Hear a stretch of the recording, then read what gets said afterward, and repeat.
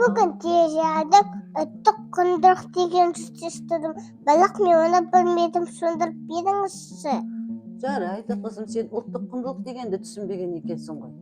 Жарайды, мен қазір сен бөпелеріңді ұйықтап тастайын. Сосын мен саған түсіндіремін, иә? Сен оған дейін анда атаңа, әжеңе, анаңмен әкеңе барып келе қойшы.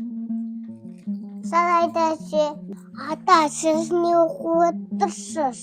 Сол Жұбан Молдағалиевтің кітап оқып отқаным. Осы біздің өңірде туып өскен біздің жерлесіміз болады. Өзінің туған жеріне келіп, жұмысшылармен кездесіп, кітаптың ішіне енгізген.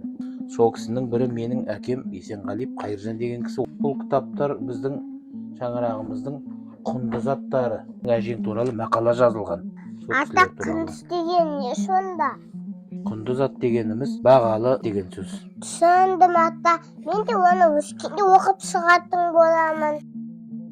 Әке, сіз не істеп жатырсыз? Мен сенің бұрымыңа тағатын шашбау жасап жатырмын. Шашбау қазақ халқының көне кәсібі болып есептеледі. Бұл да ұлттық құндылық па? Иә қызым, бұл да ұлттық құндылық болып есептеледі. Жарайды әке, түсіндім.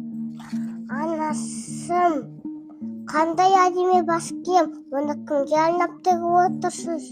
Оны саған арнап тігіп жатырмын қызым.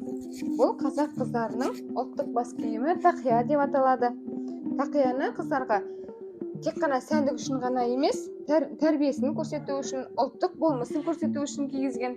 Кел саған кигізіп көрейін. Сәлем бердік көршілер. Келе жатыр. Қалдеріңіз қалай? Малжамдарыңыз аман ба? Сіздерге көрісіп кетейін деп келдім. Өзіміздің ұлттық тағамымыз чак-чак пісіріп алып келдім. Әжем мен анамнан үйренгенім. Мен әкем татар, анам чувашка болған емес, қазақтың салт дәстүрлерін жақсы ұстанамыз. Осында сіздермен көрші болып тұрғаныма 37 жыл болды. Шай ауыстырып, тамақ алып отырыңыздар ал. Саған шапан жапқым келіп отыр. Алтауызын айтып көңілін көтерейік.